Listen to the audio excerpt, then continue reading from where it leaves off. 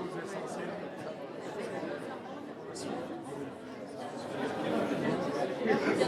Les choses essentielles.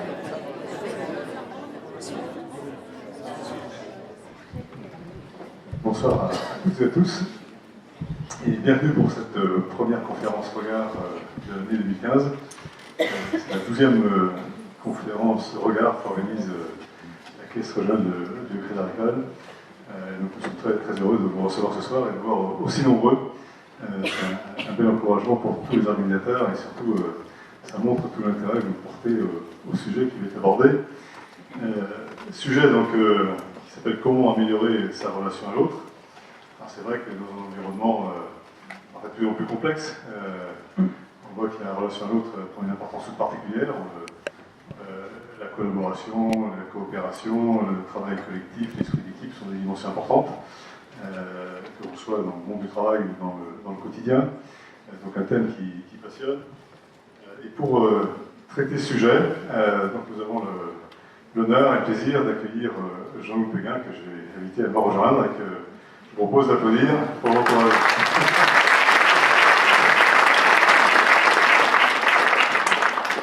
Alors Jean-Loup, donc quelques mots sur son parcours, un parcours extrêmement riche, puisque Jean-Loup a été donc, dirigeant d'une grande entreprise de 400 personnes.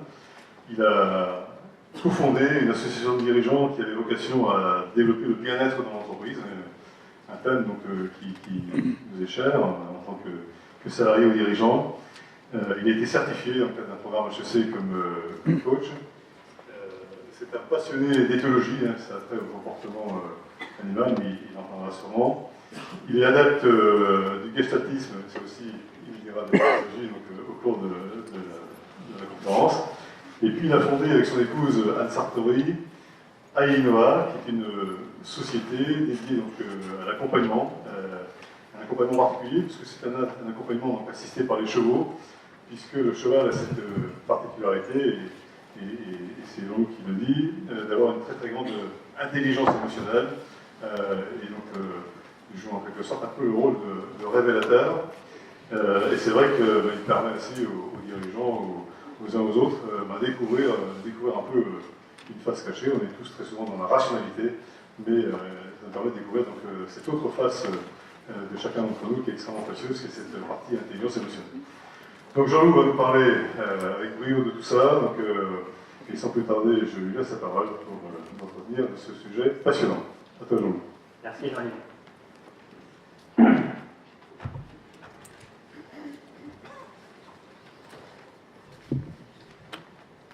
Vous parlez de la relation à l'autre. Mais déjà, moi ici, là, maintenant, est-ce que je suis en relation avec vous? Et être en relation avec vous, c'est déjà, est-ce que je suis en relation avec moi-même? Là, ce soir, je suis devant vous et je suis un peu déçu. Un peu déçu d'être fatigué après 2 jours à accompagner des psychothérapeutes qui vont intervenir dans les entreprises pour les problèmes de burn-out, de risque suicidaire. Et j'avais envie d'être davantage en forme pour ce soir. Et voilà. Je suis dans cette énergie ce soir. De pouvoir vous le dire, de pouvoir vous regarder. Je me sens présent. C'est quoi être en relation avec vous? Ce dont nous allons parler pendant 1 heure, c'est cette capacité à être présent à l'autre, cette capacité à rencontrer l'autre. Alors, je n'ai pas l'orgueil de croire qu'en 1 heure, je vais tout vous apprendre sur votre possibilité, sur vos possibles à rencontrer l'autre, mais j'ai la prétention de croire qu'en 1 heure, je vais peut-être vous faire passer une idée qui restera, et qui restera parce que je vais vous proposer ce soir d'expérimenter. Alors vous allez voir tout à l'heure, quand je vais vous proposer l'exercice, il va y avoir quelques hésitations, quelques résistances. Mais qu'est-ce qu'il est en train de nous demander? Sauf que vous ne pouvez pas savoir si c'est bon ou pas pour vous si vous n'expérimentez pas. Je peux parler pendant des heures du sucre. Je peux vous expliquer toutes les théories sur le sucre. Vous pouvez lire tout ce qu'il y a sur Internet qui explique comment se fabrique le sucre, comment il est composé, comment il se détruit. Mais tant que vous ne l'avez pas goûté, vous ne savez pas ce qu'est le sucre. Eh bien, ce que je vais vous proposer ce soir, c'est aussi d'expérimenter. Je vais vous expliquer, mais je vais aussi vous proposer d'expérimenter.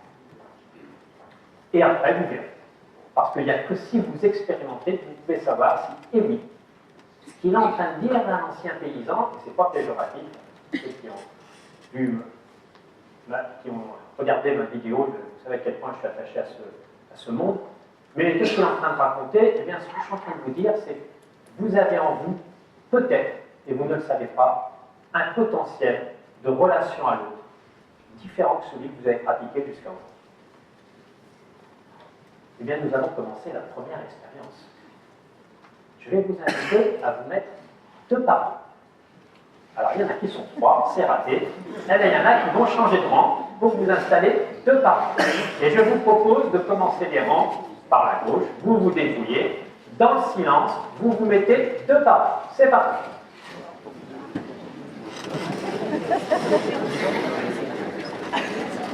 Allez, un petit effort.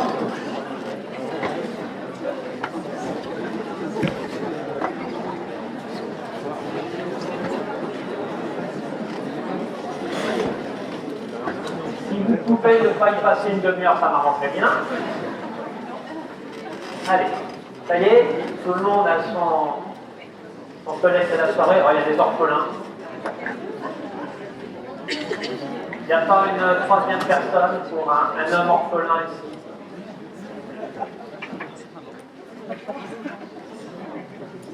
Si, ça y est. Bon.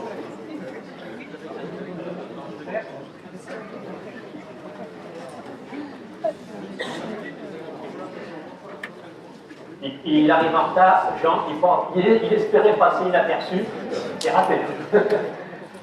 Alors, vous allez prendre le temps. L'exercice va durer 30 secondes. Vous allez prendre le temps de vous regarder dans les yeux. Vous allez prendre le temps. Ah oui, monsieur le directeur général et monsieur le président pour nous rendre une idée. Mais qu'est-ce qu'on a fait venir? Qu'est-ce qu'on a eu le comité à faire venir? Eh bien oui, il fallait prendre le risque, vous l'avez vu. Vous allez prendre le temps, dans le silence.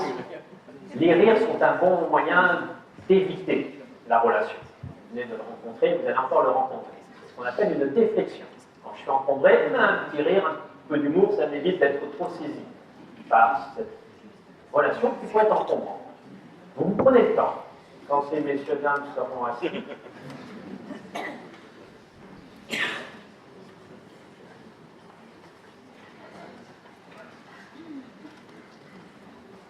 Donc, quelques personnes arrivées. Donc, le principe, c'est que vous vous mettiez 2 ensemble, pour ceux qui arrivent. Vous voyez. Donc, vous allez vous regarder. Cela va durer 30 secondes.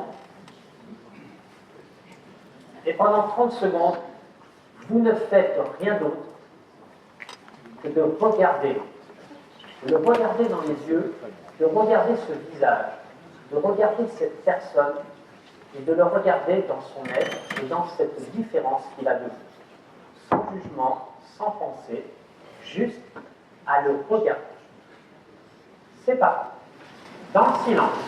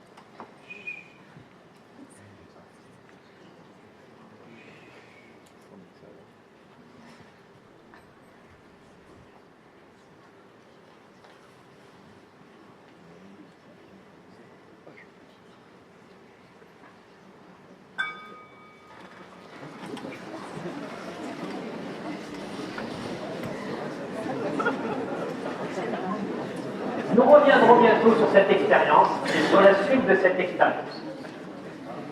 Mais un petit peu de rationnel. Comment fonctionnons-nous? Quel est ce principe là-haut de fonctionnement dans notre cerveau. Ce que je vais vous expliquer, c'est du basique, c'est le plus simple. Je travaille avec des docteurs en neurosciences, et ce que je vais vous présenter, ils m'ont gentiment dit « Jean-Loup, je sais que tu aimes bien faire les choses simples, mais là tu exagères un peu. C'est quand même un petit peu, voire simple. Mais au moins c'est accessible à tout le monde, et je vous l'explique tel quel. Notre cerveau, ça fait bientôt une vingtaine d'années, c'est vraiment en ce moment le thème d'actualité pour toute la recherche. Nous commençons à mieux comprendre comment ça marche là.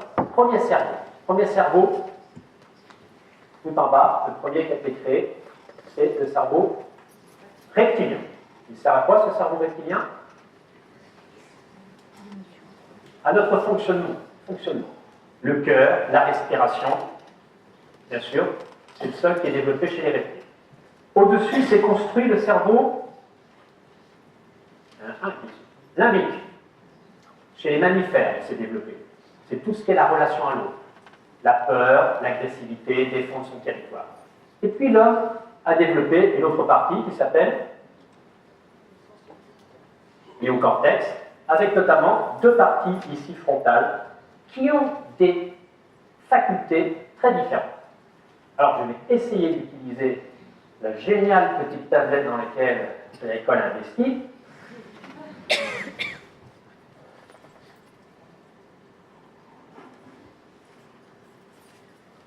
Donc vous allez voir, j'ai fait des études d'agriculteur, je n'ai pas fait des études de dessinateur. Voilà. Un petit bonhomme.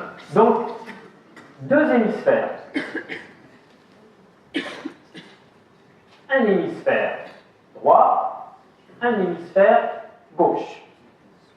Avec des capacités très très différentes. Quand on bloque une partie de l'hémisphère, on voit qu'il y a plein de possibilités humaines qui disparaissent. Et vice-versa, pour ceux qui sont passionnés, vous avez sur Internet une vidéo d'une grande neurologue américaine, j'écris son nom, Jill Bolte Taylor.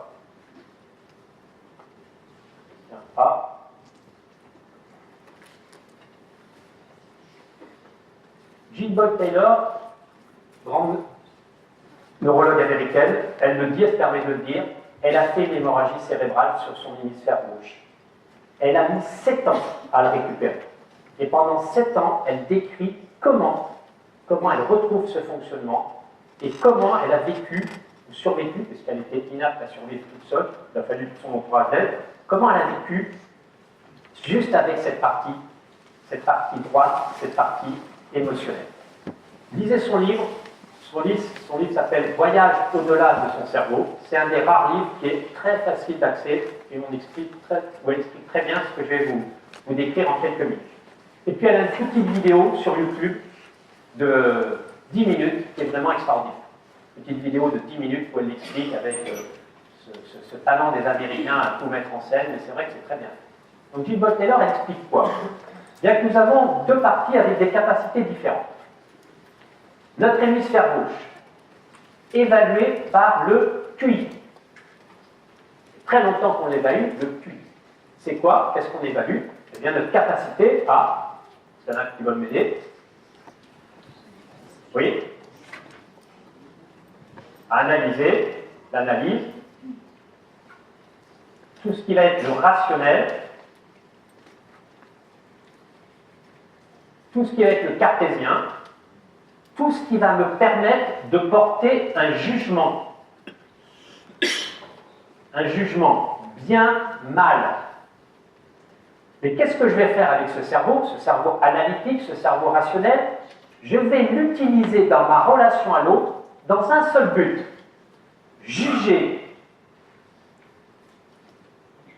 comparer, pour dominer.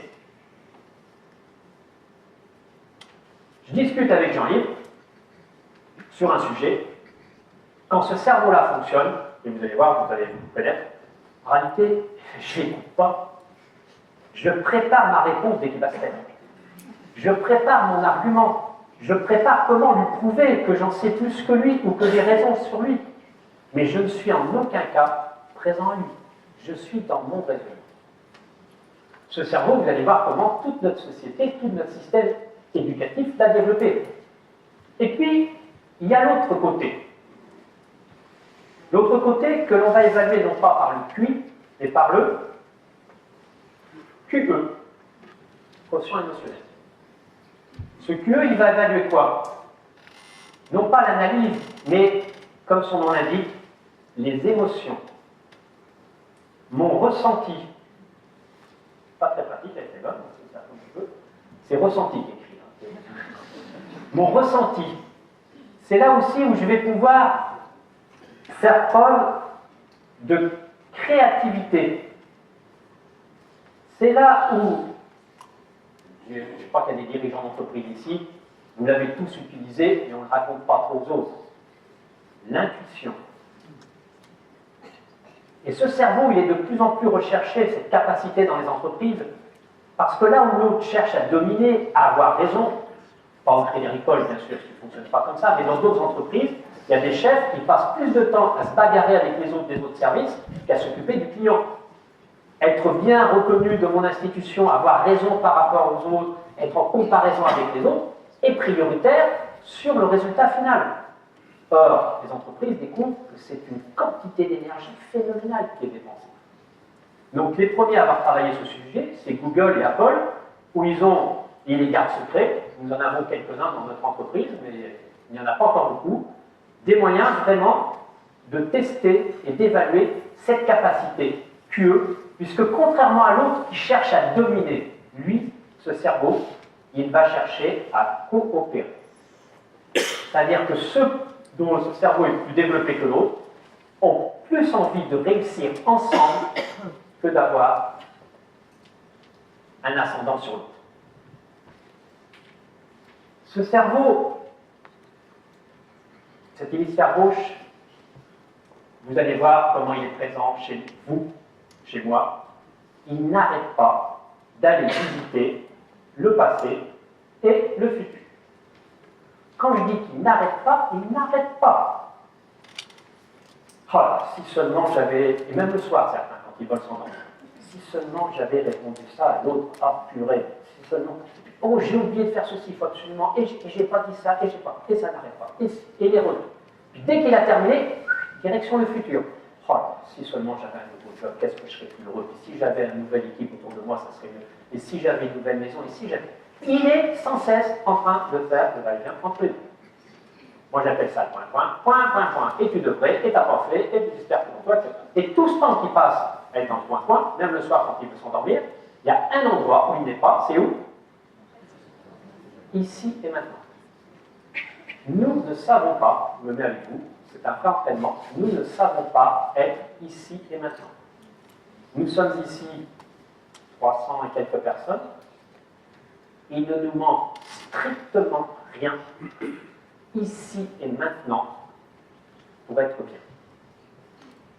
Nous allons commencer à souffrir, nous allons commencer à nous faire du mal, en laissant venir tous les regrets de ce matin, d'hier ou d'avant-hier, et en regardant tout ce qui nous manque, que nous aimerions avoir pour être plus heureux. Et ce temps que nous passons dans l'un et l'autre nous prive d'ici et maintenant. Mon métier aujourd'hui, c'est d'accompagner des dirigeants.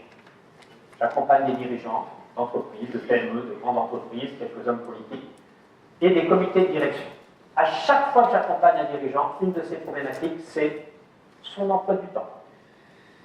Pas vous, bien sûr, qui êtes ici, mais pour certains, quand ils reçoivent leurs collaborateurs, quand je parle de présence, ça donne à peu près ça. Asseyez-vous, mon brave. Je vous écoute. Et en même temps, il y a un mail qui arrive sur l'ordi. Qui m'envoie le mail? Le BlackBerry qui m'envoie un SMS. Je suis en train de réfléchir ce matin, purée, on a oublié d'envoyer le courrier à la banque. Et j'ai une réunion de CE à préparer pour ce soir. Et pendant que je fais tout ça, j'essaie de faire croire à l'autre, je vous écoute. Et comme je ne suis pas présent à l'autre, il va ressortir de mon bureau, rien ne va être réglé, et le lendemain, il va revenir. Ne me croyez pas, tous les gens que j'accompagne gagnent du temps et d'une façon très significative, juste en augmentant leur présence à lui. Nous n'avons pas été entraînés à être présents. Ceux qui sont impitoyables pour ça, parce que les salariés sont bien élevés, ils n'osent pas dire chef, t'es pas là, t'es dans tes réunions, t'es dans tes ordinateurs, etc. Non, mais il y en a qui ont le culot, parce qu'ils sont mal élevés de nous le dire, c'est les enfants. Maman, tu m'entends pas? Si, je t'entends. Un enfant qui rentre de l'école, il ne vous demande pas d'écouter pendant 1 heure.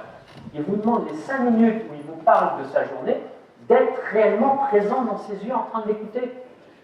Eh bien, je peux vous dire, si vous faites attention, restez vraiment présent 5 minutes dans les yeux d'un enfant qui vous raconte sa journée, c'est un vrai entraînement. Parce que là-haut, nous avons été habitués, et ma réunion, et mon souci, et mon souci. Et ça n'arrête jamais. Ce cerveau, il est dans le passé, il est dans le futur. Celui-ci, il est ici et maintenant, dans l'instant présent. Ce cerveau, et c'est ce qui fait que je vous en parle ce soir, il engendre pour nous, il provoque l'isolement, la distance. Celui-ci, c'est le lieu de la relation. C'est le lieu de la proximité. Je ne suis en relation avec l'autre que lorsque je suis capable d'écouter mon ressenti et de le regarder et d'être présent à lui. Si je suis en train de parler de quelque chose, c'est ce qu'on apprend en dirigeant dans les entreprises, ouais, mais j'aimerais bien être plus présent à mes salariés, j'aimerais les accompagner. Tu sais, Jean-Loup, j'aimerais bien savoir faire comme toi, c'est-à-dire permettre à mes directeurs de trouver eux-mêmes la solution à leurs problèmes. J'en ai marre de faire le pompier et de leur donner les solutions. Ah ben, on va s'entraîner. Donc ils viennent s'entraîner pendant 8 mois. Ils apprennent quoi? Ce qui est complètement inhabituel. C'est que si ce fauteuil représente le problème, je suis et j'ai été entraîné, quand je travaille avec un de mes directeurs, à parler du problème, à régler le problème. Eh bien non, être en relation, nous allons oublier le problème. Je vais oublier le problème et je vais être en relation avec toi et je vais t'accompagner et t'aider, toi, à régler le problème. Et vous comprenez bien que c'est un tout autre changement de perspective et c'est complètement l'opposé de ce que nous avons appris depuis que nous sommes petits. Depuis que nous sommes petits, tout notre système d'éducation est basé là-dessus. Apprendre à réfléchir, la comparaison. Moi, mon petit garçon, un jour, il arrive et il me dit, alors qu'il avait toujours des bonnes notes en maths, j'ai eu 9 sur 20 en maths. Il dit, qu'est-ce qui t'arrive? T'inquiète pas, papa, personne n'a eu la moyenne dans la classe. J'étais soulagé. Toujours dans la comparaison. On le sait aujourd'hui, quand un enfant vient sur Terre, il a naturellement un hémisphère plus développé que l'autre. Vous comprenez bien que pour les enfants, et pour ceux qui ont des enfants ici, ça va vous parler.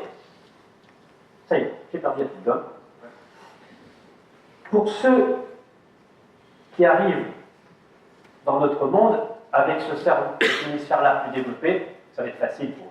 À l'école, quand ils vont faire du sport. Ah oui.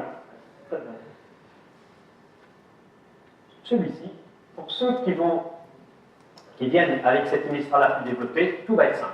À l'école, le sport, la musique, etc. Ceux qui arrivent avec l'hémisphère droit plus développé, pour eux, ça va être beaucoup plus dur. Ça va être beaucoup plus dur parce que tout notre système n'est pas adapté pour les accueillir. Les émotions, moi petit, la vie a été difficile, mes parents ont pensé me protéger. Celui qui est mort à côté de moi, on me cache qu'il est mort et on m'explique qu'on ne pleure pas. On est à l'école, on ne pleure pas. Je vois comment mon père serre les poings pour ne jamais pleurer. Et jusqu'à la fin de ses jours, il n'aura jamais pleuré. Son enfant disparu. Le ressenti, parler de son ressenti, de ce que je vis devant l'autre, et ça serait montrer une faiblesse. J'interviens à HEC, pas à l'école de coaching, sur le plateau, on fabrique des lames froides. Ils m'ont dit, mais tu sais, Jean-Loup, pratiquement en face de chaque émotion, il y aurait presque un défaut de management. Si j'ose dire que je doute, mais je ne suis pas sûr de moi, je ne peux pas être patron.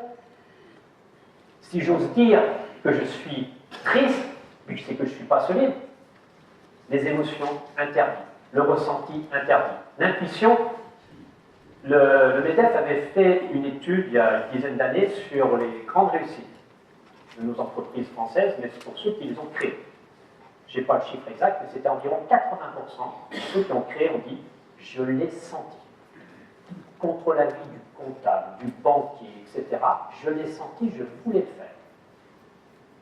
Attention, les deux hémisphères sont utiles, parce que s'il n'y avait eu que de la créativité et de l'intuition, sans organisation en année derrière, ça serait resté un rêve. Mais à la base, c'était je l'ai senti, j'en ai eu envie. Ce qui est très amusant, c'est quand on demande à ces grands patrons s'ils acceptent de donner leur nom, il n'y en a pas 10% qui acceptent de donner leur nom. Ça ne se fait pas de dire que je travaille mon intuition. Quand je vous dis que les deux sont utiles, les deux sont indispensables, particularité du cerveau d'Einstein. Ce que je vous dis là, c'est une hypothèse, puisqu'il y en a plusieurs, mais une des particularités supposées du cerveau d'Einstein, vous savez ce que c'est? Il est plus petit qu'un cerveau humain moyen. Par contre, il aurait le corps calleux qui est entre les deux, 2 fois plus développé qu'un cerveau humain normal. C'est-à-dire que l'intelligence serait cette capacité à faire fonctionner et à faire la relation entre les deux. Mais surtout se priver de cet hémisphère émotionnel. Ah oui, vous savez comment on l'entend quand il parle, cet hémisphère émotionnel? Vous savez comment il parle? Il dit « j'ai envie »,« j'aimerais ». Vous savez comment il parle l'autre? Il faut, je dois, il faut que je fasse du sport. J'achète les baskets, 2 mois après, elles ne sont pas trop usées. Je ne dis pas que quand vous dites j'ai envie, c'est gagné. Il y a plus de chances que ça fonctionne. J'avais des commerciaux, tous les ans, début d'année, je ne sais pas si c'est encore comme ça aujourd'hui, mais voilà, il faut que je fasse de la prospection. Ah, c'était systématique. Oui. Qu'est-ce qui fait que tu pourras en avoir envie, mon cher? Je ne sais pas. Tu vas y réfléchir, parce que s'il n'y a pas d'envie, ça va durer une semaine, et c'est terminé. Parce que ce cerveau, cet hémisphère, quand il dit j'ai envie, j'aimerais, et non pas il faut, je dois, il vous montre, et je vais vous prouver, qu'il est beaucoup plus puissant que l'autre. Et malheureusement, nous le supposons, nous le subissons. Je prends une planche, 20 cm de large, je la mets sur la jolie moquette ici du pied à l'école, et je marche dessus, et je vous fais passer les uns derrière les autres, à part ceux qui ont peut-être un petit peu picolé ce midi, mais sinon personne ne va toucher la moquette. Je prends la même planche, je la mets entre 2 bâtiments à 100 mètres de haut. Qu'est-ce qui va se passer? Je pense qu'on va en perdre 280. Parce que vous mettez dans votre imaginaire, et ce cerveau émotionnel, c'est là que se loge l'imaginaire, vous mettez dans l'imaginaire « je peux tomber ». Et lui, il ne fait pas la différence entre un rêve et la réalité. Il prend l'image « je peux tomber » et contre votre rationnel qui dit « mais non, t'es père de famille, t'as une boîte, ils ont besoin de toi », tu tombes. Alors vous me dites « oui, c'est bien ce qu'il raconte, mais c'est peut-être pas vrai ». Eh bien, vous allez faire une petite expérience. Vous êtes prêts? C'est pas compliqué, ça. Je vous demande à toutes et à tous, ici et maintenant, vraiment, faites l'effort, ne pensez pas à un éléphant. Ce cerveau, il prend toutes les images telles que, et il n'entend pas les négations. Quand vous apprenez un enfant à faire du vélo, faites attention à ne surtout pas tomber dans le fossé. Il y va tout droit. Mais comprenez bien que quand vous dites à vos collaborateurs, ne va surtout pas te planter chez ce client, et il va tout droit. Ce cerveau n'entend pas les négations. Il prend toutes les images. J'ai travaillé avec des golfeurs professionnels. Ce n'est que de l'entraînement à visualiser, à imaginer corporellement la sensation du geste réussi. Ça fait des années, dans le ski, dans d'autres sports, qui travaillent des sophrologues, des préparateurs mentaux, à justement permettre à ce cerveau de sentir, de visualiser. Mais malheureusement, ça marche exactement pareil dans le sens. Et je ne citerai pas non, mais on a vu des équipes arriver plusieurs fois en finale de Coupe de France, et à chaque fois, il se pourrait que dans l'image, il y ait tellement la peur de ne pas y arriver, bien que même les plus courageux, que l'on dit être feignants, pour en connaître quelques-uns, ils ne sont pas feignants, mais ils sont tétanisés, il y a quelque chose qui se bloque. Parce que j'ai mis là-dedans l'image d'eux. Et ça aussi, c'est votre rôle vis-à-vis de vos collaborateurs, de leur transmettre cette capacité à rêver, à imaginer. Ce cerveau, quand il parle, il dit « je pense ». Celui dit, il dit « je ressens ». Et être en relation avec l'autre, c'est cesser un peu de penser pour commencer à être capable de ressentir ce que je vis, ce qui se passe dans ma relation avec lui. Et vous comprenez bien maintenant que le petit exercice que je vous ai proposé, c'est juste un exercice d'être ici et maintenant en relation, sans enjeu. Il n'y a rien à prouver, il n'y a rien à démontrer, et être dans le regard de l'autre. Mais vous avez pu observer, moi j'ai entendu dans vos rires, comme finalement c'est inhabituel, voire troublant. Certains que je connais étaient même à côté de leur épouse, et bien même mon épouse, de la regarder pendant 30 secondes, dans les yeux, sans rien dire, et bien ça faisait peut-être longtemps que ce n'était pas arrivé. Se rencontrer, c'est vraiment être capable, là, ici et maintenant, d'être présent. Je vais vous proposer de continuer l'exercice de tout à l'heure. Vous êtes prêts? 2 par 2. Et même, on va recommencer 2 fois 30 secondes.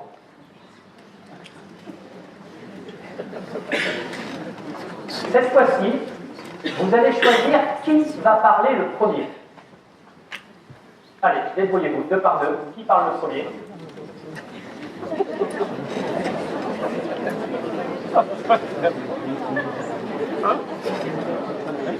C'est bon, vous avez choisi? 30 secondes dans un sens, 30 secondes dans l'autre. On commence, le premier qui parle va oser dire à l'autre qu'est-ce que tout à l'heure les yeux n'ont pas dit, qu'il avait envie de dire. Débrouillez-vous.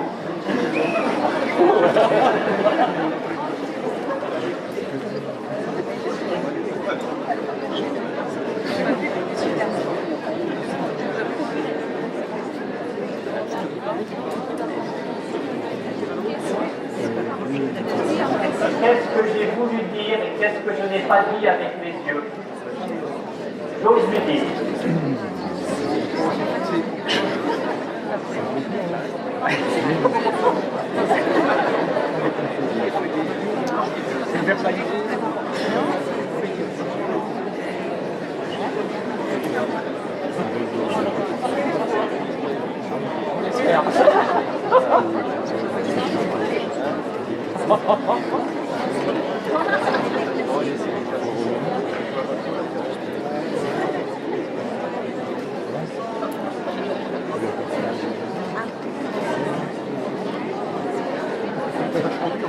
Je te regarde, je t'écoute.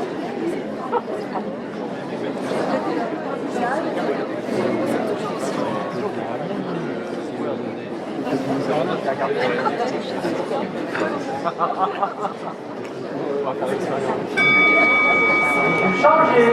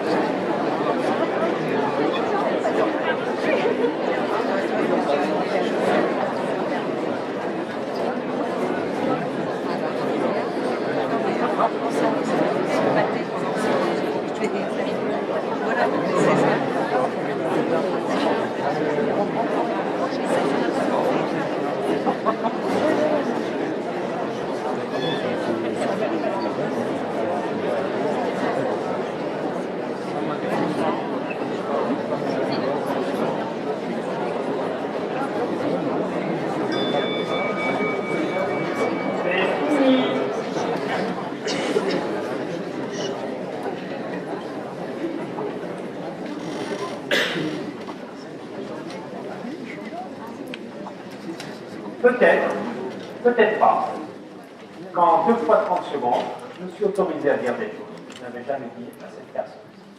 Simplement parce que j'ai pris le temps vraiment de me regarder et d'être présent. Et si à partir de maintenant, vous ne pouvez pas, je vous dis tout de suite, être présent comme ça en permanence, c'est impossible, c'est épuisant. Mais si vous faites un tout petit peu attention, vous allez déjà observer les moments où vous n'êtes pas présent. Où vous n'êtes pas réellement présent à ce que vous faites. Et c'est cette conscience des moments où vous n'êtes pas présent qui va peut-être vous donner envie d'être un peu plus présent. Parce que, je vous fais une promesse, si vous laissez vivre votre hémisphère droit, vous allez permettre de découvrir ce qu'on appelle, en psychologie, votre être authentique. Alors que notre hémisphère gauche nous laisse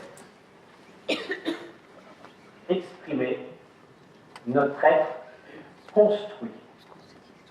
L'être que j'ai dû construire pour bien correspondre à l'attente de mes parents, à l'attente de mes professeurs, à l'attente de mon premier patron, à l'attente de la société, un bon patron, avoir une position sociale.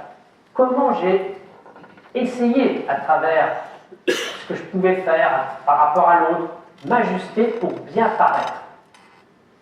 Et à un moment, ce paraître peut tellement étouffer ce que je suis au plus profond de moi-même.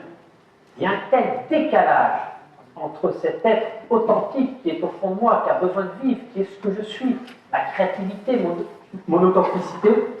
Eh bien, s'il y a trop de décalage, c'est ce déchirement qui entraîne le burn-out ou le craquement psychologique. Et le but de l'accompagnement, quand j'accompagne les dirigeants, que d'autres accompagnent, c'est vraiment de permettre non pas à la personne de tout claquer, parce que certains, quand ils arrivent, c'est j'en peux plus, je vends la boîte, je balance tout. Non, non, c'est pas ça. On a besoin de dirigeants qui soient efficaces, qui aient des entreprises rentables, n'est-ce pas, et qui soient aussi humanistes. Il ne s'agit pas de tout claquer. Il s'agit de rapprocher les deux et de conserver cette capacité cognitive. Je ne crois pas aujourd'hui, c'est moi, ça n'engage que moi, tout ce que je vous dis ce soir, je suis conscient, c'est que ma version. Je ne crois pas aujourd'hui qu'on puisse réussir dans le monde des affaires en laissant vivre que son être authentique.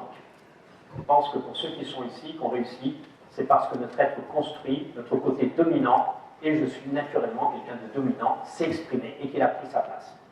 Et ce que je rencontre, c'est qu'arrivé à un certain âge, 40, 50 ans, ça me gonfle un peu, je vais peut-être un petit peu mal. Et j'ai peut-être envie d'autre chose dans la relation à l'autre. Et c'est là où, bien souvent, en permettant à cet être authentique de reprendre sa place, mais non seulement, comme par hasard, ça marche mieux dans la société, parce que je suis mieux en relation, et surtout, je m'épuise moins et je me retrouve. Parce que plus vous serez proche de votre authenticité, de votre être intérieur, moins vous vous fatiguerez. C'est épuisant d'être toujours dans le pareil, d'être toujours dans la représentation. Et c'est une des clés de réussite pour moi demain dans les entreprises. Quand je fais des conférences, comme ici, devant des syndicats professionnels, tous les dirigeants, sans exception, sont d'accord. Nous avons besoin de collaborateurs qui sont motivés, enthousiastes, souriants, créatifs, qui prennent des initiatives, qui soient autonomes, qui soient responsables. Le même dirigeant, et j'en ai fait partie, vous en faites certains d'entre vous partie, ne voit pas que de par sa façon d'être, parce que lui-même, il n'est pas si épanoui, si serein, si détendu, si heureux que ça, eh bien, il transmet non pas ce qu'il dit, mais ce qu'il est. Il ne voit pas qu'il engendre autour de lui exactement l'inverse de ce qu'il souhaite. Et c'est là où, quand sur certaines séances nous utilisons les chevaux, j'en parlais avec le président, eux ils sont impitoyables. Impitoyables. Vous rentrez dans un cercle où nous avons des chevaux qui sont peu dressés, ils sont toujours en liberté, pas complètement sauvages, ce serait dangereux, mais pas trop dressés, très très sensibles et réactifs. Vous rentrez dans le cercle, vous avez le malheur de vouloir en faire un tout petit peu trop et d'avoir un petit peu trop de côté dominant pour aller vers le cheval, ils sauvent dans tous les sens. Les gens me disent, qu'est-ce qu'il a ton cheval, qu'est-ce qui lui arrive? Ils me disent après, je dis, mais je sais pas, ça parle de quoi quand tu rentres dans un lieu comme ça? De ne pas faire, je ne dis pas, mais de découvrir, de ne pas réellement être présent et faire attention à l'autre. Effectivement, certains me reconnaissent que quand ils rentrent dans un bureau, ils demandent quelque chose à quelqu'un, ils ne regardent même pas dans les yeux. Le cheval perçoit tout. Le cheval perçoit une variation cardiaque jusqu'à 50 mètres. Si vous regardez un film sur l'Afrique, vous découvrirez que souvent les gnous sont autour des ailes, parce que ce sont les plus sensibles. Les lionnes se baladent tranquillement, il n'y a personne qui bouge. Dès qu'il y en a une qui commence à bloquer sa respiration, prête à attaquer, tout le monde se sauve. Ils n'ont pas eu d'autre moyen pour survivre sur notre planète que de détecter tout ce qui se passait. Ils ressentent parfaitement un changement cardiaque, un changement dans l'énergie autour. Et donc, quand vous arrivez devant vos équipes, vous vous imaginez que parce que vous dites avec les mots certaines choses, que les gens vont vous croire. Ça, c'est votre être rationnel. Vous savez, les petits gars, cette année, on va bien réussir. Ça va être une bonne année, j'y crois, le marché, les produits sont bons, etc. Mais si au fond de moi, je doute avec la purée de concurrents qui arrive, avec les conditions dans lesquelles on va finir l'hiver, et si dans mon ventre, j'ai du doute, j'ai de l'inquiétude, ne rêvez pas. Vos collaborateurs n'entendent pas ce que vous êtes en train de dire. Ils perçoivent ce qu'il y a dans votre ventre. Et ça, c'est un grand leurre. On m'a appris à bien paraître, à bien dire. Ça ne marche pas. Et ne vous étonnez pas si les gens ne suivent pas. Et là, avec un cheval, c'est impitoyable. Vous ne connaissez pas les chevaux. Vous n'êtes jamais monté dessus, d'ailleurs personne ne monte dessus. Vous êtes vous-même, vous retrouvez votre côté enfant, vous vous laissez aller, vous allez vous amuser, vous allez jouer avec lui. Vous commencez à vouloir le dominer, à faire preuve d'un tout petit peu d'autorité, il va se bloquer ou il va se sauver. Mais il se pourrait qu'avec vos collaborateurs, ce soit exactement la même chose. Plus vous serez vous, plus vous serez vrai, plus vous serez cohérent entre ce que vous êtes en train de dire, c'est-à-dire vos mots, et tout le non-verbal, plus les gens vous suivent. Je me permets de dire, Jean-Yves, il le sait bien, c'est quand même un secret, vrai. Vous vous rendez compte la violence de mon propos? La violence de mon propos, vu le contexte et la manière dont je le dis, il n'a pas entendu les mots, il a entendu ce qu'il y avait autour. 90% de notre relation à l'autre, ce ne sont pas les mots, c'est tout ce qu'il y a autour. Et nous passons un temps fou à préparer des discours, à bien préparer les mots, alors que tout est ce qu'il y a autour. Plus vous serez authentique entre ce que vous dites et ce que vous êtes, plus les gens auront envie de vous suivre. Et plus vous serez vrai dans la relation. Et puis surtout, même principe que tout à l'heure, vous allez dépenser beaucoup moins d'énergie. Alors maintenant, quelques astuces, comment faire? Vous avez des idées? Comment laisser vivre ce cerveau émotionnel? Comment s'autoriser à être un petit peu plus soi-même pour être mieux dans la relation? Je vous écoute? J'en ai pas trop ce soir. Comment? Oui. Prendre le temps, ça va être très difficile pour certains d'entre vous. Juste, pas très longtemps, mais juste un petit moment, ne rien faire. Observez, respirez et regardez votre respiration. Travail, yoga, sophrologie, etc. Mais vous n'êtes pas obligé de faire longtemps. Je connais un dirigeant, à chaque fois que quelqu'un sort de son bureau, la porte se referme et il prend, c'est pas long, il a un petit sablier. Il tombe sur son sablier, ça dure 2 minutes. Et 2 minutes, il ne fait qu'une chose. Il respire, il se recentre sur lui et sur la présence à lui pour accueillir une nouvelle personne. Parce que pour certains, vous êtes des champions de l'apnée. La journée commence par un rendez-vous et un deuxième rendez-vous qui enchaîne et un troisième. J'espère pouvoir être encore de l'énergie. C'est épuisant. Il n'y a jamais de tout petit moment de pause. Et surtout, vous ne pouvez pas être présent. Juste ce petit instant qu'il s'accorde à finir une relation, je quitte une personne. Puis en plus, il y a un peu de musique derrière. Et j'accueille une autre personne. Eh bien, ce petit moment change tout pour lui physiquement et pour sa présence à l'autre. La respiration, prendre ce temps de respirer. Tout ce qui va être lié aux activités, vous comprenez bien, ici, on va avoir tout ce qui est le corps. Tout ce qui va être lié aux activités corporelles. Marcher, le sport, la chasse pour certains, la nature, tout ce qui va vous mettre en relation avec l'élément naturel. Avec une vigilance.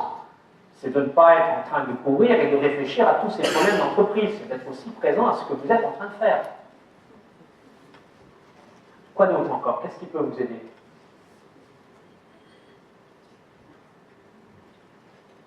Tout, et ça va vous paraître étrange ce que je vais vous dire, et pourtant, tout ce qui va vous permettre de prendre soin de vous. Je considère aujourd'hui que c'est un devoir, c'est même une obligation pour un dirigeant de prendre soin de lui. C'est le plus grand service qu'il puisse rendre à son entreprise et à ses salariés. Ils ne sont pas là, mais je vous le dis pour ceux qui dirigent, pour les autres, ils n'ont pas besoin de vous travailler beaucoup. Ils ont besoin que vous soyez présent à eux, ce qui n'est pas du tout la même chose. Et ils ont besoin que vous soyez disponible physiquement et psychologiquement. Et ça, c'est pas possible en réalisant 14 heures dans une journée. Parce qu'être présent, vraiment être attentionnel à l'autre, c'est quelque chose qui exige un entraînement physique et vraiment d'être bien avec soi. Plus vous serez bien avec vous, plus vous serez épanoui, plus vous serez serein, mieux ça fonctionnera autour de vous. Et ça aussi, c'est contraire à ce que l'on m'a enseigné, je ne sais pas vous, mais on m'a enseigné à d'abord prendre soin des autres. Je ne dis pas que c'est mal, puisque notre société a plein d'avantages dans ce système-là, mais il a une limite. C'est qu'à être toujours centré sur l'autre, je m'oublie, et en m'oubliant, je ne vois plus que mon système provoque plein d'agacements, plein de perturbations, plein de tensions autour de moi. Il ne s'agit pas pour moi d'égoïsme, puisque c'est prendre soin de moi pour être plus disponible à l'autre. Mais vraiment, c'est un mouvement qui va à l'inverse de ce que l'on m'a appris pendant des années, c'est d'abord faire attention à l'autre, et si l'autre est heureux, t'inquiète pas, tu vas t'y retrouver. Dans ma grille de lecture, ça ne marche pas. Je commence par prendre soin de moi, de faire attention à moi, être présent à moi, dans le but d'être plus disponible et ainsi d'être plus attentionnel. Et s'entraîner à être en relation avec l'autre, c'est s'entraîner à prendre soin de soi. Et globalement, notre société nous pousse à ne plus prendre soin de soi. Je travaille beaucoup sur les problèmes de bipolarité, puisque certains dirigeants, y compris pas les moindres, y compris nos responsables politiques, ont des traits de caractère bipolaire. La bipolarité, ce sont les excès. Les excès dans un sens, ah c'est génial, l'excitation, tout va bien, puis je retombe en bas, dépression, ça ne va pas. En réalité, notre société excite et elle amplifie, et nous n'avons jamais eu autant de problèmes de bipolarité. C'est-à-dire que quand quelqu'un est dans cette frénésie, je ne dors plus, je crée, je suis excité, tout le monde l'applaudit, il est génial, il est fantastique, personne ne voit qu'il est en train d'exploser. Et on l'encourage. Ça vous souhaite. Et quand quelqu'un, après être monté tout en haut, commence à redescendre, plus personne ne peut le voir. Et là, on l'oublie. Et il se retrouve tout seul. L'isolement. Le nombre, on parle bien sûr, et c'est dramatique, le nombre de suicides chez les salariés. Vous savez que le taux le plus élevé, il est dans deux professions. Les agriculteurs, artisans, commerçants. C'est-à-dire des professions seules, isolées. Parce que quand je chute, je n'ai pas autour de moi, dans l'entreprise, dans l'institution, quelqu'un pour m'accompagner. Et c'est pour ça que j'en fais la pub au passage. Nous sommes en train, avec une quarantaine de dirigeants prênés, de constituer une association pour accompagner tous ces dirigeants qui ne savent pas où aller, à qui en parler, artisans, commerçants, dirigeants. Et notre société se cache, elle en a honte. Avant d'arriver là, pour vous et pour les autres, écoutez. Écoutez ce qui est bon pour vous. Et osez. Ça, c'est mon troisième conseil pour être en relation, c'est d'apprendre à parler, ou quatrième, je ne sais plus, apprendre à parler au jeu. Quand cet hémisphère émotionnel parle, il sait dire ce dont il a besoin. Et vous verrez, ce n'est pas du tout la même chose de dire à l'autre « j'ai besoin, j'ai envie » que de lui dire « tu devrais ». Quand l'hémisphère gauche parle, c'est « tu devrais ». T'as eu tort, t'es pas bien, t'es ceci, t'es cela. Repas de famille avec ma chérie. Pendant le repas, petite parole sur ma façon de travailler, qui ne me plaît pas bien. Retour dans la voiture. Ah non. T'as entendu ce que t'as dit? T'as dit ça. Et là, vous y avez droit. Oui. Et toi, il y a 15 jours chez les autres, tu te souviens ce que tu as dit? Tu as dit ça. Et ça monte, et ça monte, et ça monte. Je vous invite à expérimenter. Tu sais, pendant le repas, c'était pas très agréable pour moi ce que j'ai entendu un moment. Et je parle de moi. Je ne parle pas de l'autre. Et là, vous allez voir comment l'autre peut s'ajuster à vous. Je ne suis pas en train de le juger, je suis en train de parler de ce que je vis. C'est vraiment une des clés de la relation. Vous pouvez tout dire à l'autre quand vous parlez de vous. Dans l'entreprise, dans votre vie personnelle. Je vis quelque chose de désagréable. Là, je me sens agacé. La manière dont vous m'avez préparé le dossier, là, c'est pas très agréable, je suis agacé. Vous pouvez le dire. Ça n'a rien à voir avec je suis agacé, je ne me sens pas respecté, plutôt que de dire à l'autre, t'as mal fait, t'es un nul, t'es ceci, t'es cela. Et dès que vous parlez de je ressens, je vis, vous laissez parler votre hémisphère droit et votre hémisphère de la relation.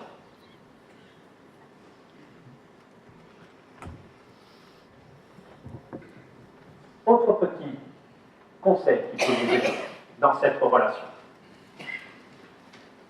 N'hésitez pas, à chaque fois que vous expliquez quelque chose à quelqu'un, de ne pas vous arrêter à qu'est-ce qu'il a compris, ou là on parle du cognitif, mais comment il se sent et comment il a vécu. C'est une aussi des clés d'amélioration de la relation. Vous demandez quelque chose à quelqu'un, ou un salarié, ou un ami vous parle d'un problème, plutôt que de lui demander ce qu'il en pense, plutôt que de donner votre avis, vous dites, ouais, et ça te fait quoi quand on te parle comme ça? Qu'est-ce qui se passe pour toi? Et là, instantanément, le cerveau créatif va se mettre en place et il va commencer à trouver des solutions. Il y a deux clés, mais vraiment deux clés de management essentielles à connaître pour laisser parler l'hémisphère émotionnel et non pas l'hémisphère rationnel. La première, je n'ai pas prévu, c'est en plus, c'est demander à vos collaborateurs ou pourquoi ou comment. Je m'explique. Quelqu'un vient de faire une erreur. Il n'a pas fait ce que vous souhaitez. Quand l'hémisphère rationnel fonctionne, tout de suite, c'est pourquoi tu as fait comme ça? Pourquoi tu as fait ça? Vous mettez un électroencéphalo machin dessus sa tête, systématiquement, vous voyez, l'hémisphère gauche qui se met à fonctionner. Il se défend, il va vous trouver plein de justificatifs. Mais tu sais, c'est pas ma faute, j'ai pas eu le dossier dans les délais, j'ai pas eu le temps, etc. C'est instinctif. Et il est tétanisé, il se protège, il réfléchit, il se défend. Si vous prenez un autre angle, et plutôt que de demander pourquoi tu n'as pas fait, vous demandez à l'autre comment il pourrait faire autrement, instantanément, sur les électrodes, on voit l'hémisphère droit qui se met en fonctionnement.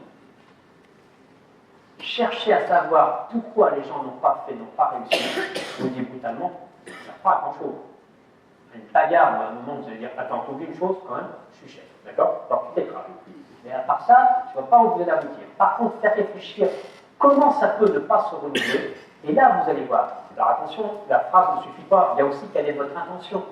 Mais dès que vous commencez à demander aux gens comment faire, comment réussir, tout de suite, la créativité va commencer à se mettre en place et il va vous trouver des solutions. Et si vraiment vous êtes très subtil, non seulement vous vous demandez comment faire, mais là vous êtes vraiment un manager ou un dirigeant accompagnant, comment je peux t'aider à réussir? Comment je peux t'accompagner à trouver une solution à ce dysfonctionnement? Et puis c'est magique, mais ne me croyez pas, les gens vont venir vers vous beaucoup plus spontanément quand ils auront des difficultés, parce qu'au lieu de risquer d'être jugés, vous avez bien compris qu'il y a un cerveau qui juge, qui sanctionne, ils vont trouver quelqu'un qui va les aider à réfléchir, à trouver des solutions. Et c'est vrai pour vos enfants, c'est vrai pour toutes les relations. Si vous commencez à transformer vos questions qui commencent par pourquoi, par des questions par comment tu pourrais faire, et la première personne sur qui vous pouvez expérimenter, c'est qui à votre avis? C'est sur vous-même. Cette dureté dont je vous parle sur les autres, il se pourrait que nous soyons surtout bien entraînés à l'avoir sur nous-mêmes. Comment tu as pu faire ça? Oui, peut-être toujours le répéter plein de fois. Ce qui est peut-être un peu plus pertinent, c'est comment tu pourrais demain faire autrement. Eh bien, je vais vous proposer Un troisième temps dans vos échanges. Avec tout ce que je viens de vous raconter, de blabla, aux expériences, petites expériences que vous avez vécues, vous avez chacun 20 secondes avec votre collègue de soirée pour lui dire s'il y a dans mes explications, dans mon discours, s'il y a une idée que vous avez envie de retenir et de mettre en place demain, même voir ce soir, ça serait laquelle et comment vous la mettez en place. 20 secondes. Il y en a un qui commence, explique à lui.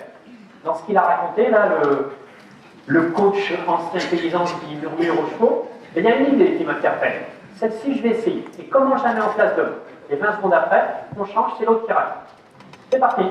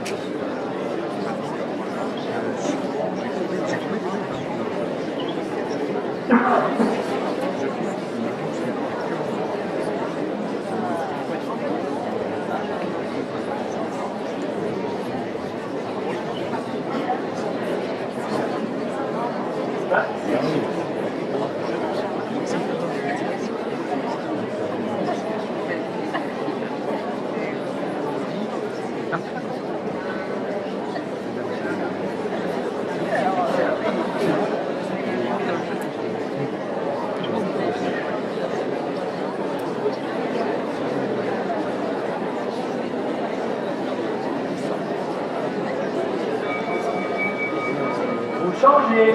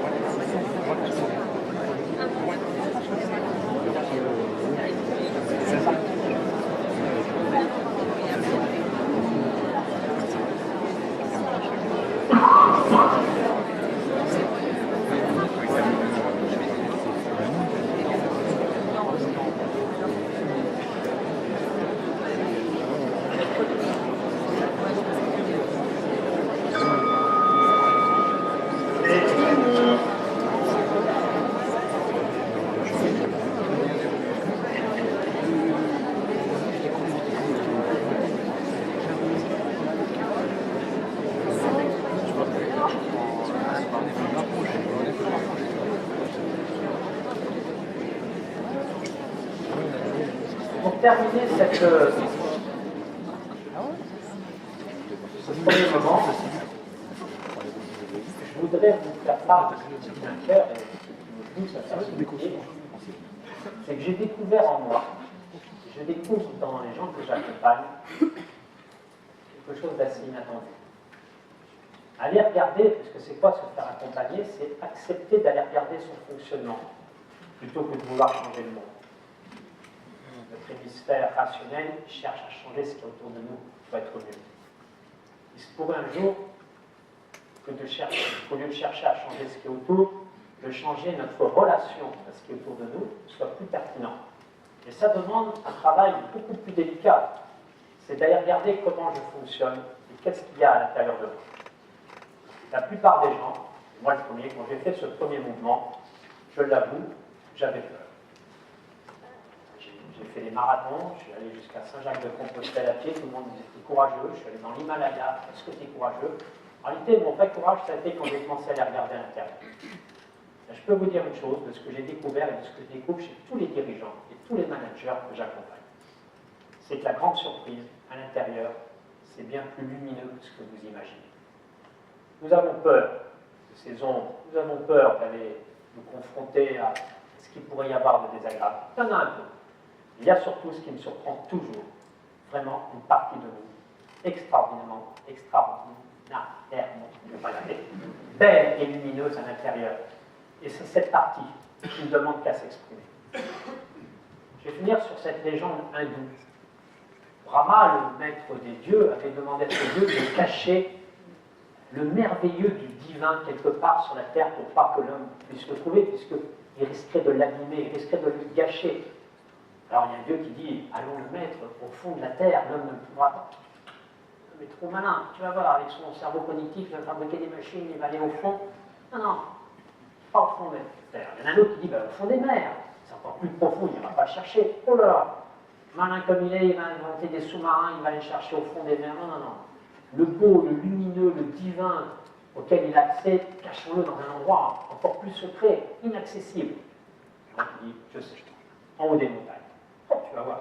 Malin comme il est, un jour il va monter tout en haut, il va aller chercher. Puis il y a un ancien qui dit, moi je sais où on va le mettre. Là où il n'ira jamais le chercher. Cette partie divine et lumineuse. Vous savez, où Brahma, le maître des dieux, a été le cacher à l'intérieur de l'homme, dans son cœur. Je vous remercie.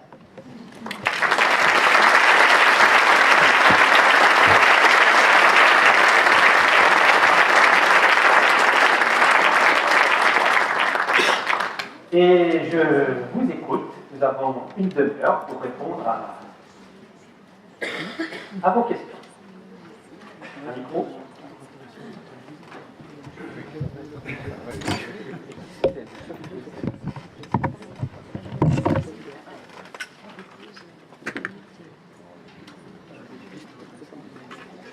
Qui commence?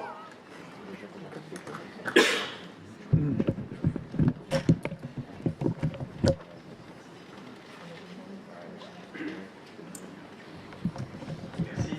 Une seule question, est-ce que les formations scolaires universitaires ont tendance à privilégier plutôt l'hémisphère gauche ou l'hémisphère droit?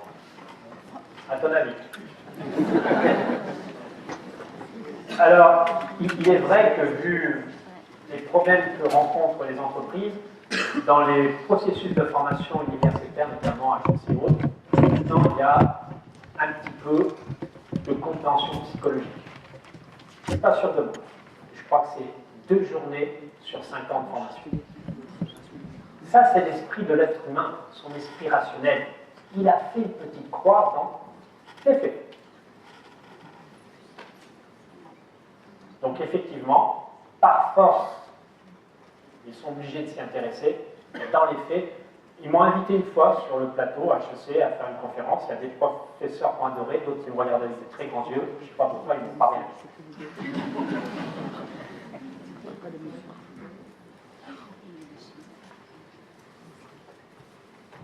Autre question?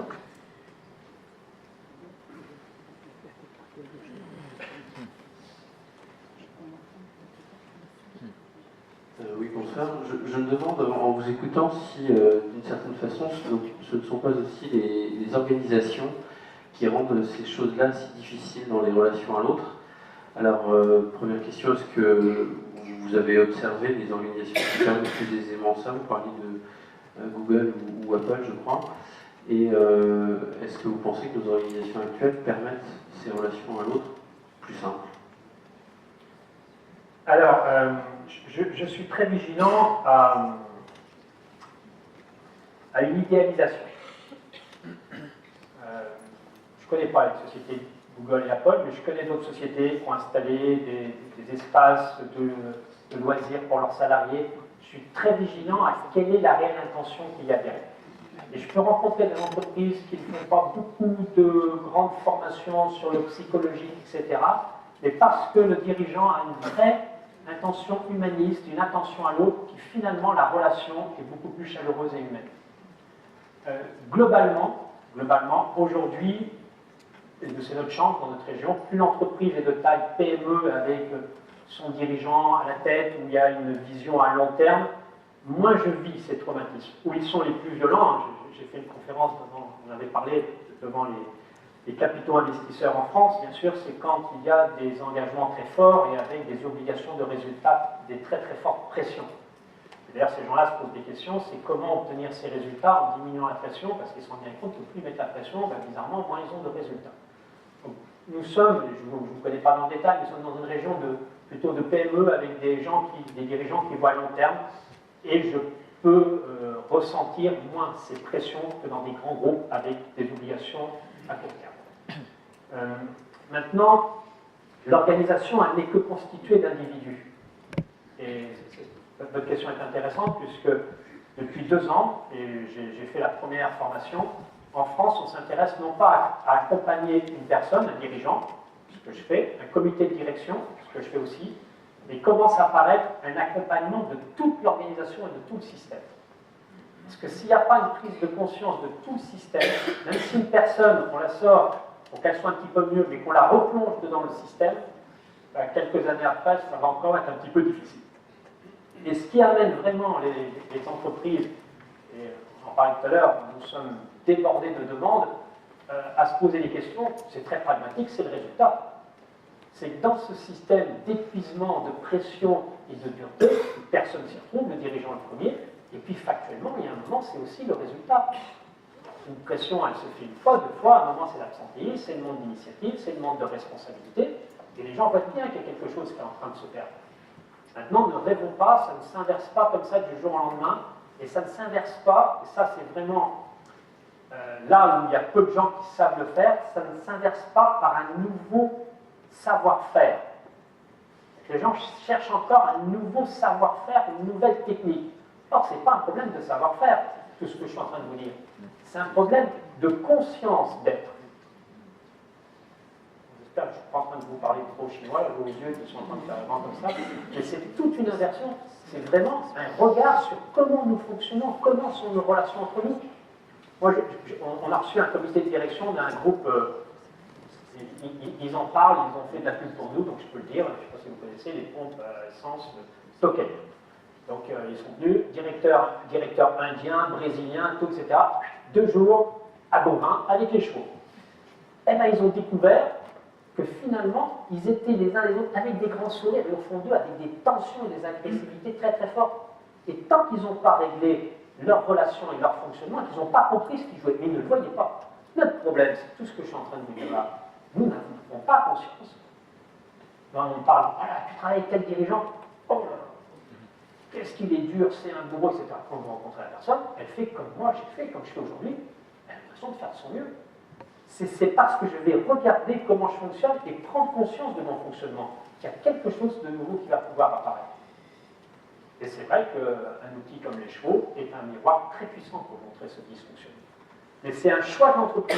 Un jour, j'ai salué, j'ai tutoyé le DRH, c'est un grand problème pour les DRH. C'est quoi les nouvelles formations et les nouvelles techniques? Ça ne s'apprend pas. Ce n'est pas une technique qui s'apprend. C'est aller regarder comment je fonctionne et prendre conscience de nos fonctionnements. Et plus il y aura de gens dans l'entreprise, et ma croyance c'est que ça démarre par le haut, qui vont aller commencer à regarder ce processus, et qui est un processus long, qui demande du temps. Il y a quelque chose de nouveau qui va. Et si vous êtes intéressé, il y a des gens qui ont, là aussi, il y a quelques excès, qui ont développé un principe qui est libérer l'entreprise. Je ne sais pas si vous avez entendu parler, mais j'ai un dirigeant que j'ai accompagné à Nantes, qui fait des conférences, qui a vraiment déployé ce processus. Mais là aussi, attention à ne pas partir sur une attitude trop dogmatique. Je veux le bien de mes salariés. Je me méfie des gens qui veulent trop le bien des autres. C'est aussi, ça se prépare, ça se fait avec du temps, ça se fait avec de l'échange, parce que des gens qui sont habitués à une relation très dominante et très autoritaire, ça ne s'inverse pas comme ça du jour au lendemain, ou du jour au lendemain, coopération, tous ensemble, non, ça n'existe pas. Ça répond à votre question. Autre question? Là, je suis inquiet. Oui, dans la relation à l'autre, il y a aussi une notion de confiance. Une notion de confiance. Oui. Oui. Est-ce que tu peux aussi nous donner un peu ta lecture de la façon dont cette confiance peut s'installer, se développer ou pas se développer Je ne l'ai pas dit, merci. Quand j'ai parlé tout à l'heure de cohérence, on appelle ça la congruence, de cohérence entre ce que je suis en train de dire et ce qu'il y a dans mon ventre. C'est là qu'elle s'installe. La confiance, ça ne se décide pas. Mais si j'ai en face de moi quelqu'un qui me dit « Ah, t'inquiète pas Jean-Loup, tout va bien », et que je sens que dans son ventre il y a des doutes, le lendemain quand il me dit « Hey, tu peux sauter par la fenêtre, on est au rez-de-chaussée », on est peut-être au 6e. La confiance est liée à la congruence entre ce qui se passe à l'intérieur de moi et ce que je dis. Je ne sais plus lequel disait tout à l'heure, des fois il m'arrive avec mes salariés d'être en colère. Oui, alors? Oui. Pourquoi des fois être en colère? Mais si à l'instant même, parce que les émotions c'est un petit truc magique. 2 minutes pour parler des émotions? Vous savez où ça se produit les émotions? Oui, j'ai entendu. Dans le ventre.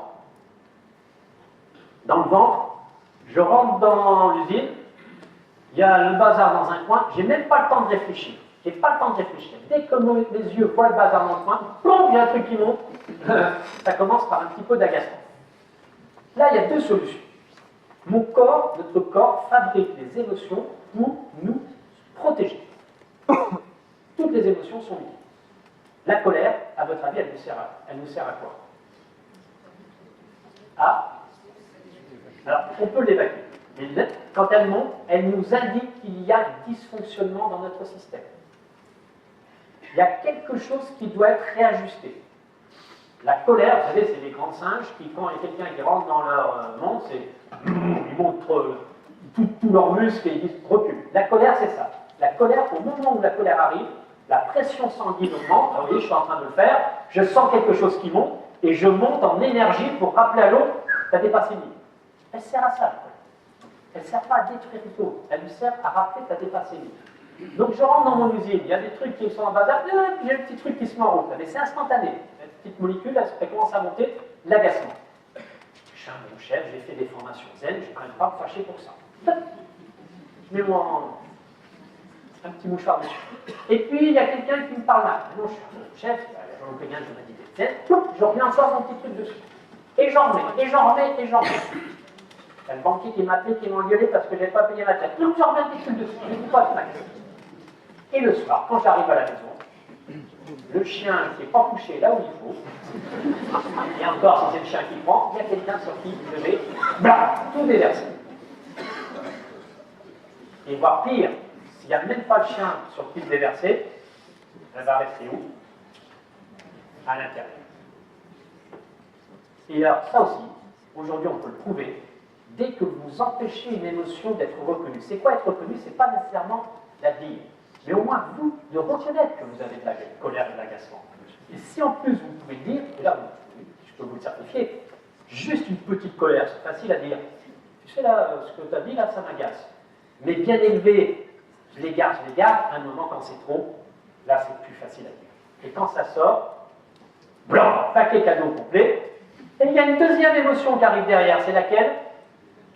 Culpabilité, qu'est-ce que j'ai fait faire là, qu'est-ce que j'ai fait dire là? Et ça me renforce l'envie la prochaine fois de plus serrer encore la vis.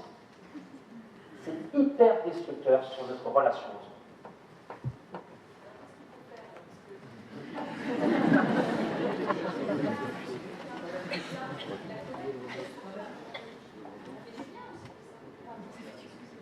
Ce que je vous invite à... C'est comment votre prénom? Karine. Sœur Karine, ce que je vous invite à faire, quand votre colère monte, c'est à la détecter le plus vite possible. Parce qu'avant qu'elle soit, comme vous dites, il y a des petits agacements. Et si c'est votre mari qui est à côté de vous? Non. C'est pas grave, il peut servir de cobaye. Tout à l'heure, il s'est dit si ma femme c'est.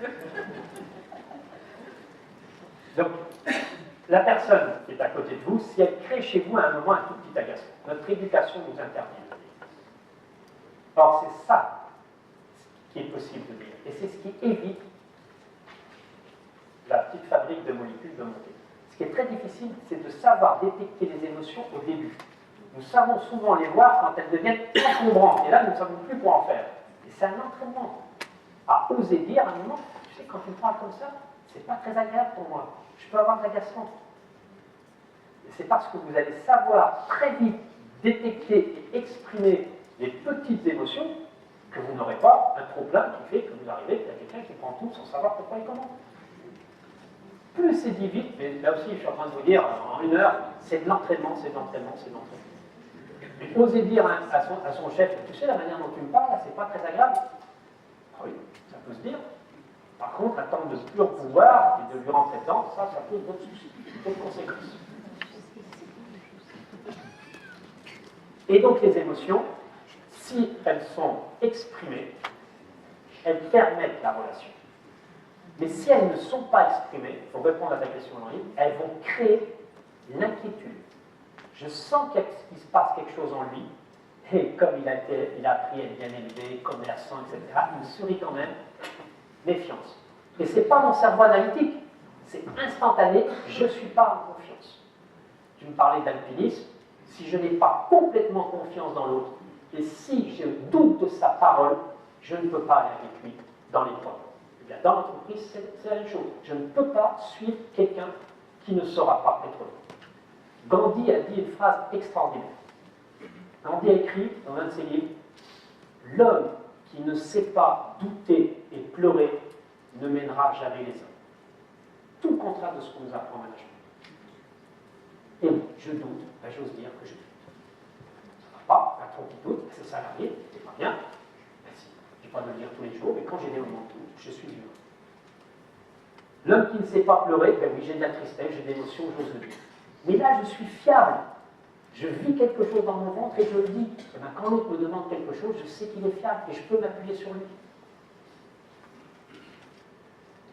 La confiance, ça ne se décide pas, ça s'entretient, ça s'enrichit par cette capacité à être soi-même. Et vous ne pouvez pas décider comme ça d'être serein, de ne pas être en colère, de ne pas être... Ça ne se décide pas. Donc il n'y a qu'une solution, c'est de l'écouter, de laisser vivre et d'oser dire. Alors là aussi, quand c'est disable, je ne vais pas non plus tout exprimer, mais il y a des plein d'endroits où on peut oser le dire. Et vous serez très surpris de la réaction de l'autre. Si vous le dites sur une petite dose comme ça, il peut vous entendre, c'est pas très agréable, je suis agacé. Vous êtes en train de prendre ma place avec la boulangerie, mais c'est pas très agréable. Si jamais vous ne dites rien, ça monte, c'est vrai qu'apparemment, ça peut plus se dire, que la France a dit, et là ça fait. Et là, il n'y a plus de relation. Ça répond à votre question?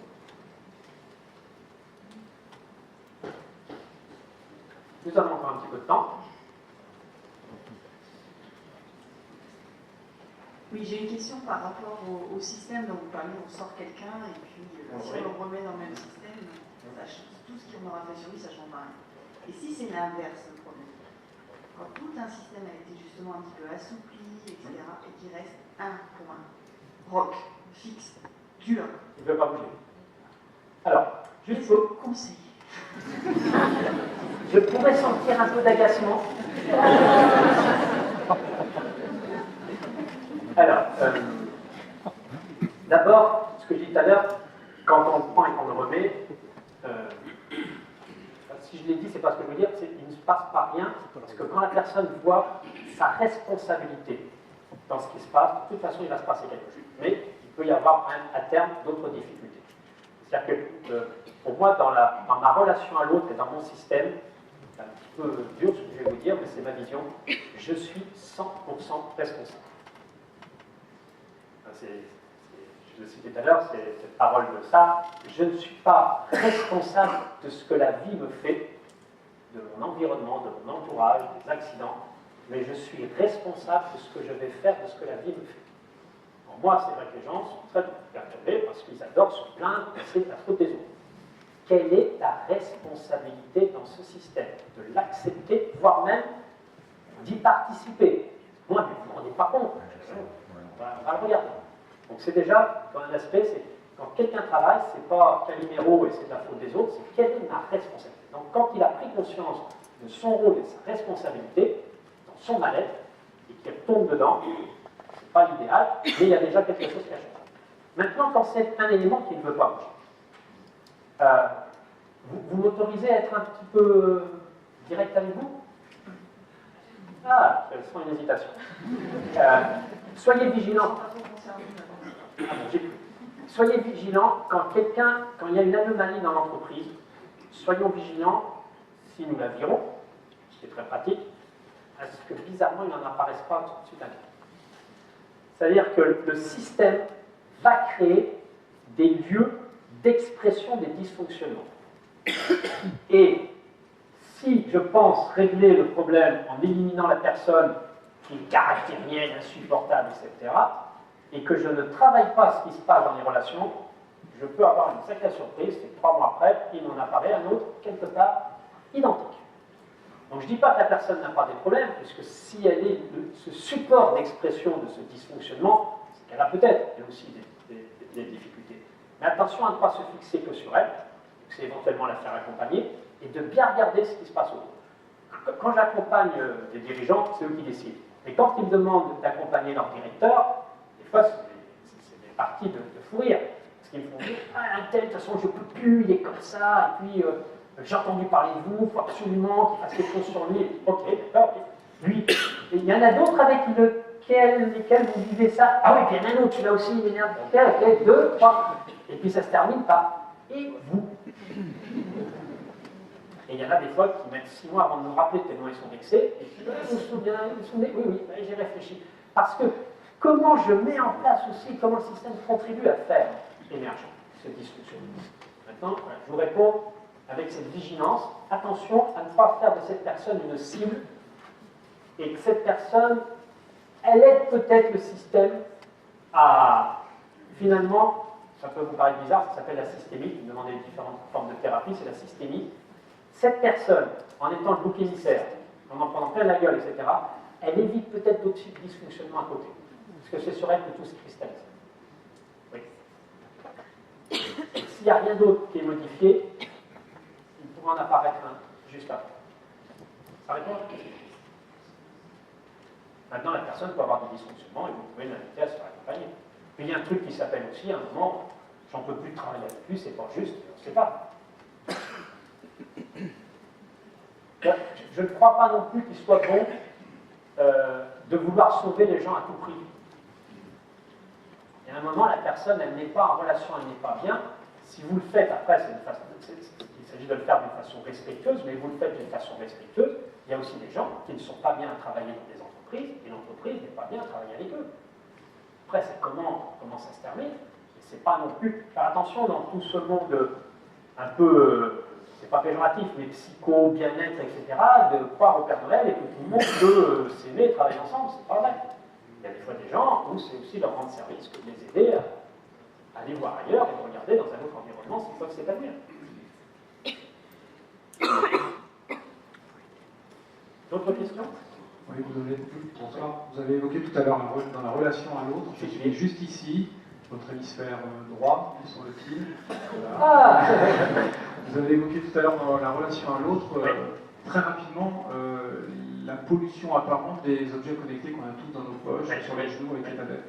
Comment l'intégrer dans la relation à l'autre, alors de façon directe ou de façon éloignée? Comment l'intégrer? Alors que ce soit un outil connecté, c'est vrai qu'ils ont tendance à augmenter le nombre de pollutions, ou que ce soit un dossier à préparer, c'est aussi de savoir dire non à l'autre, je suis en train de regarder mes mails. C'est de faire un choix. Nous ne pouvons pas, et un dirigeant ne peut pas être en permanence présent et attentionné à ses collaborateurs. Mais plutôt que de lui faire croire, je t'écoute en étant en train de gérer, c'est de lui dire, ah, j'ai pas le temps, je suis en train de le faire, et tu reviendras me voir. C'est aussi, je ne l'ai pas dit, c'est cette capacité aussi à savoir dire non. Mais vouloir faire croire que je peux tout faire, être présent et en même temps me connecter et régler, c'est pas possible. Parce que vous avez besoin du cerveau cognitif et vous avez besoin d'analyser, de réfléchir, et de régler des problèmes et de répondre aux maîtres. Moi, c'est pas interdit de faire ça. C'est ne pas laisser croire à l'autre que je peux l'entendre et faire ça en même temps. Après, comment vous gérez tous ces problèmes de connectique dans l'entreprise, c'est un autre sujet. Et il devient effectivement très sérieux dans certaines entreprises, où le temps qui est consacré. Ça répond? C'est ça par dire. Oui, ça répond. C'est pas toujours facile à faire, mais ça répond. Ça aussi, c'est comme je disais tout à l'heure sur le collaborateur, dans cette attitude que je vous propose, plus dans la relation, elle exige la capacité à savoir dire non à l'autre. Ça, c'est pas bon pour moi. J'ai pas le temps, je suis occupé, je suis pris, je suis pas disponible. Ça aussi, c'est un leurre, formation de vouloir être disponible, attentionné, c'est pas possible. Ce n'est pas possible.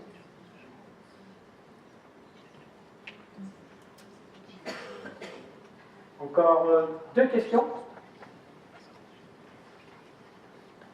Une question? Oui?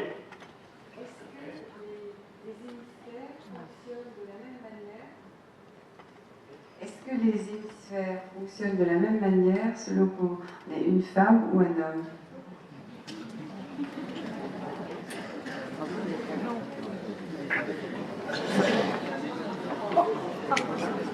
A priori, A priori, oui. A priori, oui. Sauf que les interdictions, notamment dans l'hémisphère émotionnel, n'ont pas été les mêmes. Donc les conséquences font que, globalement, les femmes auraient une autorisation de laisser vivre leurs émotions, leur intuition, leur créativité, plus que nous les hommes. Et ça ne serait pas lié à la biologie, mais à l'éducation. Où, en moins ma génération, on m'a demandé, on m'a exigé une dureté sur moi-même qu'on n'a pas exigé à ma petite sœur. Une liberté à pleurer, à s'exprimer, à créer, qui a été souvent plus autorisée aux femmes qu'à l'homme. Dans ce que j'ai appris, c'est plutôt lié à ces éléments d'éducation plus qu'à la construction du type. Mais tout ce que je vous dis ce soir, vous en êtes conscient, c'est ma vision, hein, et c'est ce que j'ai appris. Vous allez sur Internet, il se pourrait que vous ayez des gens bien plus intelligents que moi qui expliquent exactement l'inverse. Vous me demandez, je vous donne ma vision à moi. Oui? Tiens, une autre question? C'est pas une question de ce que vous avez répondu. Tu me vois maintenant? Ça fait longtemps qu'on ne s'est pas vu. Les femmes devraient être plus payées que les hommes finalement. Pourquoi c'est le contraire? T'as raison, je ne vais pas y répondre.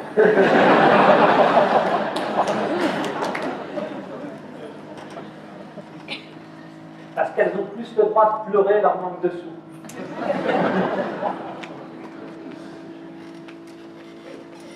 Une dernière? Oui. C'est bon? Vous voulez dire un mot, peut-être, Monsieur le Président?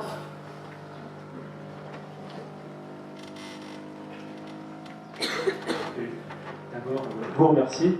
Enfin, je pense que tout le monde est un peu endapté aujourd'hui, ce soir. Là, c'est l'émotion qui est partagée. Donc, merci encore pour ce partage, cette grande richesse d'échange, et qui fait que chacun, en partant ici ce soir, va être plus en introspection. Je pense que ça, c'est une belle soirée. Une très belle soirée. Donc, merci encore. C'est vraiment.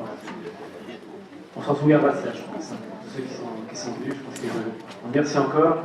Et puis, je vous invite à continuer sur un petit moment de convivialité où on va pouvoir, bien sûr, respirer un bon coup, se poser, échanger. Donc, bonne soirée.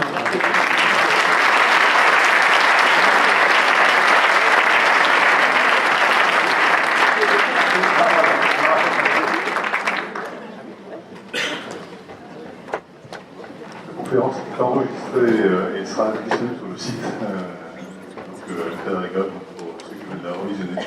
En la réécoutant, on va encore.